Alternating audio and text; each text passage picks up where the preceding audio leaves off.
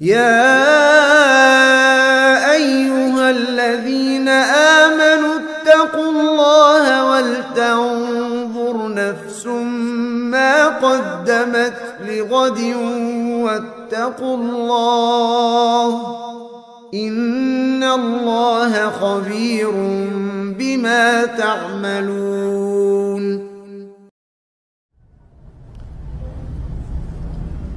Di sebab-sebab ini Nabi sebutkan dalam hadis yang panjang ya tentang mimpi Nabi sallallahu alaihi wasallam. Para jemaah yang dirahmati Allah Subhanahu wa taala, Allah Subhanahu wa taala telah memperlihatkan kepada Nabi sallallahu alaihi wasallam beberapa macam azab yang menimpa sebagian pelaku maksiat. Dalam Sahih Bukhari dari Samurah bin Jundub ia berkata, Nabi sallallahu alaihi wasallam idza shalla salatan, apabila selesai mengerjakan salat, aqbala alaina biwajhihi, beliau menghadap kepada kami dengan wajahnya. Ini termasuk sunnah ya, sunnah Nabi. Kalau antum jadi imam ya, selesai salat antum hadap ke makmum, hadap ke jamaah. Ya, kata Samurah bin Jundub, Nabi apabila selesai salat, aqbala alaina biwajhihi, beliau menghadap kepada kami dengan wajahnya. Kemudian beliau bertanya, man ra'a minkumul lailah ru'ya, siapa di antara kalian yang semalam bermimpi? Jika ada orang yang bermimpi, maka dia menceritakan mimpinya, lalu Nabi mengatakan, Masya Allah. Kemudian kata Samurah bin Jundub, suatu hari Nabi bertanya kepada kami, hal ro'a ahadun minkum ru'ya, apakah ada ya seseorang di antara kalian yang bermimpi? Kami jawab, la, enggak ada. Akhirnya Nabi berkata, lakinni ra'aitu lailah rajulaini atayani, akan tetapi aku semalam bermimpi. Aku melihat dua orang laki-laki mendatangiku dan meraih tanganku. Fa akhrajani ilal ardil muqaddasah, keduanya membawaku pergi ke tanah yang suci. Fa idza rajulun jalisun wa rajulun qa'imun biyadihi kalub min hadid. Nabi ceritakan mimpinya nih.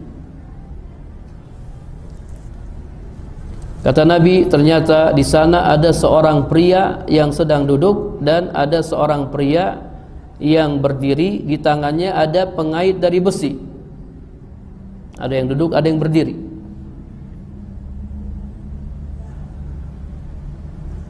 Sebagian sahabat kami berkata, dari Musa, kalub min hadid yudkhiluhu fi sidqihi.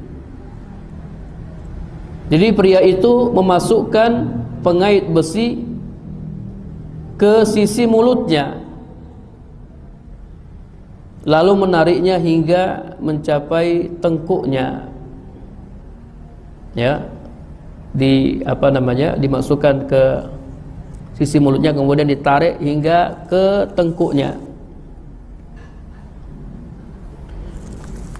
Kemudian ia melakukan hal yang sama pada sisi mulut yang lainnya, ya, oleh mungkin di kanan tarik sampai tengkuk, kemudian di kiri ya ditarik sampai ke tengkuknya.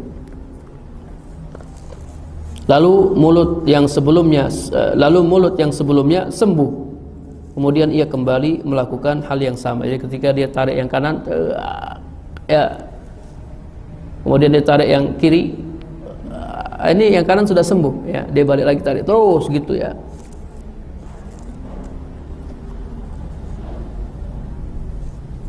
Qultu mahaza, aku berkata, ada apa ini? Qala intalik, kata kedua orang itu, ayo kita pergi. Lalu kami pun pergi hingga kami datangi seseorang yang sedang berbaring. Wa rajulun qa'imun ala ra'sihi, dan ya seseorang yang lain sedang berdiri di dekat kepalanya. sambil memegang batu sebesar telapak tangan atau sebuah batu yang besar. Ada seorang yang tidur, ada seorang yang berdiri sambil megang batu yang besar. Fayasdahu bihi ra'sahu. Pria yang berdiri kemudian memecahkan kepala pria yang berbaring dengan batu tersebut. Fa idza darabahu tadharuhu al-hajaru fantalaqa ilaihi liya'khuzahu. Setelah ia menumbuk kepala orang yang terbaring, setelah dia pecahkan kepala orang yang terbaring dengan batu itu menggelinding dan ia pun pergi untuk mengambilnya. Fala yarji ila haza, tidaklah ia kembali kepada pria yang tadi yang ditumbuk kepalanya, hatta yaltaimu ra'suhu, maka kepalanya sudah sembuh. Wa ada ra'suhu kama huwa, kepalanya kembali seperti sedia kala. Fa ada ilaihi fadarabahu, kemudian dia kembali memecahkannya. Terus seperti itu, pecahkan, ya, batunya menggelinding, dia pergi ambil batunya, dia balik, kepalanya sudah kembali seperti sedia kala, kemudian dihancurkan lagi. Terus seperti itu. Kemudian Nabi bertanya, man haza, ya, siapa orang itu? Qala intalik, keduanya berkata, ayo kita pergi. Maka kami pun pergi hingga kami datangi sebuah lubang yang bentuknya seperti tungku. A'lahu daikun wa asfaluhu wasi'un. Jadi bagian atasnya sempit dan bagian bawahnya lebar. Di bawahnya ada api yang menyala-nyala. Apabila, ya, api itu mendekat, irtafa'u, maka mereka naik ke atas. Jadi dalam tungku ini, dalam tempat ini, ya, atau tungku ini ada orang-orang. Ketika api nyala, mereka pun naik ke atas, hatta kadu ayyakhruju, sampai mereka mau keluar darinya. Ketika api itu padam, raja'u fiha, mereka kembali, ya, ke dalamnya. Wa fiha rijalun wa nisaun urat, dalam tungku itu ada laki-laki dan perempuan yang telanjang. Kemudian Nabi bertanya, man haza, siapa mereka? Qala, ya, kedua orang itu berkata, ayo kita pergi. Maka kami pun pergi hingga kami datangi ala nahrin min dam, kami datangi sungai darah. Ya, sungai bukan sungai air, ya, sungai isinya darah. Fihi rajulun qa'imun, di sana ada seorang laki-laki yang berdiri. Sementara di tengah sungai ada seorang laki-laki yang di depannya ada tumpukan batu. Yazid dan Wahab bin Jarir berkata dari Jarir bin Hazim, wa ala sattin nahri rajulun, ya, di tepi sungai ada seorang laki-laki. Laki yang berdiri tadi, dia berdiri di tepi sungai. Ketika laki-laki yang ada di tengah sungai datang dan ingin keluar dari sungai, rama rajulu bihajarin fihi, maka laki-laki yang tadi berdiri di tepi sungai, dia lempari mulut orang itu dengan batu. Faraddahu haitsu kana, ia membuatnya kembali ke tempat semula. Terus seperti itu, ketika dia mau keluar dari sungai darah, dilempari pakai batu, kemudian dia kembali lagi ke tempat semula. Kemudian Nabi bertanya, ma haza, ya, siapa itu? Qala, keduanya berkata, intalik, ayo kita pergi. Kemudian kami pergi hingga kami tiba di sebuah taman khadra, ya, taman yang hijau. Fiha sajaratun azimah, di dalamnya ada pohon yang besar, dan di bawah pohon tersebut syekhun wasibyan, ada seorang syekh dan ada beberapa orang anak. Wa idza rajulun qarib, tiba-tiba ada seorang laki-laki di dekat pohon tersebut, di hadapannya ada api yang dia nyalakan. Fasa'ida bi, lalu kedua orang itu membawaku naik ke pohon besar tersebut dan memasukkanku ke sebuah tempat yang sama sekali belum pernah yang sama sekali aku belum pernah melihat tempat yang lebih bagus darinya, tempat yang indah, tempat yang sangat mewah. Fiha rijalu syuyuh wasababun wa nisaun wasibyan. Di tempat tersebut ada laki-laki yang sudah tua, wasababun ada anak muda, wa nisaun ada perempuan, wasibyan dan ada anak-anak. Kemudian keduanya mengeluarkanku dari tempat tersebut dan membawaku naik ke sebuah pohon yang lain.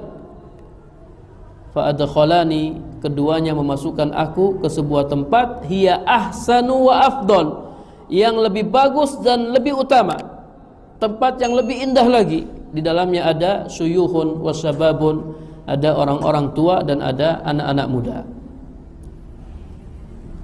Taib, kemudian Nabi bertanya, kata Nabi sallallahu alaihi wasallam, malam ini kalian berdua telah membawaku keliling, maka kabarkanlah kepadaku tentang apa yang aku lihat. Qala na'am, keduanya berkata ya. Nah, ini baru dijawab pertanyaan Nabi tadi yang tidak sempat dijawab, ini sekarang dijawab. Kata kedua orang itu, adapun orang yang tadi engkau lihat dikoyak sisi mulutnya, fa kazzabun yuhaddisu bil kazbah, dia adalah pendusta, orang yang suka berdusta. Dia berbicara dengan kedustaan, lalu kedustaan itu dinukil darinya hingga mencapai berbagai penjuru dunia, hingga tersebar. Dia berdusta, kemudian kedustaan itu disebar, kemudian tersebar ke seluruh penjuru dunia. Hati-hati kita jangan sampai ikut andil dalam menyebarkan kedustaan. Terkadang kalau kita dapat kiriman WA, kita tidak tahu berita itu benar atau tidak benar, kita ikut-ikut menyebarkan. Antum bayangkan, antum sebarkan di satu grup, itu satu grup isinya berapa? Kemudian anggota-anggota grup juga ikut menyebarkannya, sehingga tersebar ke seluruh dunia. Ini bisa menyebabkan seseorang disiksa dalam kuburnya. Seperti tadi siksaannya, dia akan mengoyak mulutnya. Maka ia disiksa dengan siksaan yang engkau lihat sampai hari kiamat. Ini dalil bahwa ini siksaan kubur. Dia disiksa seperti itu sampai hari kiamat. Kemudian adapun orang yang tadi engkau lihat dipecah kepalanya, dilempari kepalanya dengan batu sampai pecah, farajulun allamahullahu al-Qur'an, dia adalah orang yang Allah telah ajarkan kepadanya Al-Qur'an, fanama anhu bil-lail, namun ia tidur darinya. Dia tidur darinya di malam hari, artinya dia tidak membacanya, walam ya'mal fihi bin nahar, dan dia tidak mengamalkannya di siang hari. Di malam hari dia tidak baca Al-Qur'an, dan di siang hari dia tidak mengamalkannya. Ingat para jamaah yang dirahmati Allah Subhanahu wa taala, qiraatul Qur'an itu ada dua, ada membaca lafaz-lafaznya, membaca huruf-hurufnya, kemudian ada yang namanya membaca makna-maknanya, ini mengamalkannya. Al-Quran itu diturunkan untuk diamalkan, tapi kita tidak bisa mengamalkannya kecuali kita harus membacanya, memahaminya.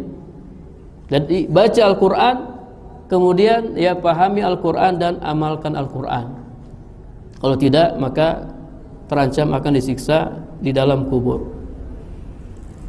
Kemudian yuf'alu bihi ila yaumil qiyamah, dia akan disiksa seperti itu sampai hari kiamat. Kemudian adapun orang-orang yang engkau lihat di sebuah lubang yang berbentuk seperti tungku, fahum az-zunat, mereka adalah para pezina. Para pezina baik laki-laki dan perempuan. Para pezina juga disiksa di alam kubur.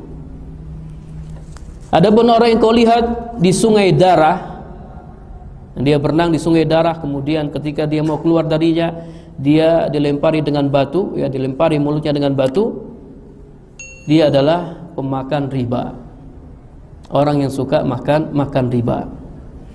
Kemudian syekh yang tadi engkau lihat di bawah pohon, dia adalah Ibrahim alaihissalam. Adapun anak-anak yang ada di sekitarnya auladun nas, yaitu adalah anak-anak dari keturunan manusia. Walladzi yuqidun nar, adapun orang yang menyalakan api di dekat pohon itu adalah Malik, ya, malaikat Malik, khazinun nar, penjaga neraka. Dan tempat pertama yang kau masuk itu adalah tempat kebanyakan orang-orang yang beriman. Adapun tempat yang kedua yang engkau lihat pada syuhada, itu adalah tempat para syuhada. Wa ana Jibril wa haza Mikail. Ya, saya Jibril dan ini Mikail. Jadi dua orang yang menemani Nabi itu ternyata malaikat Jibril dan malaikat Mikail. Farfa ra'saka, kemudian Nabi diperintahkan untuk angkat kepalanya. Farafa'tu ra'si, Nabi angkat kepalanya ke atas. Nabi lihat ke atas. Fa idza fawqi mislu sahab, di atasku ada sesuatu seperti awan. Lalu keduanya berkata, zaka manziluka, itu adalah tempatmu. Itu adalah tempatmu. Kemudian aku berkata, kata Nabi, da'ani adkhul manzili, izinkan saya untuk masuk ke tempatku. Kata keduanya, innahu baqiyalaka umrun lam tastakmilhu, sesungguhnya engkau masih punya sisa umur yang belum engkau sempurnakan. Kalau engkau sudah sempurnakan, maka engkau akan masuk ke tempatmu itu. Ini hadis, ya, riwayat Bukhari, ya, dan ini akhir dari pembahasan kita tentang sebab-sebab seseorang disiksa di alam kubur. Jadi intinya sebab-sebabnya banyak, ya, hanya saja yang disampaikan oleh penulis ini hanya beberapa, ya, beberapa sebab diantaranya berdasarkan dalil-dalil dari hadis. Wallahu a'lam bishawab.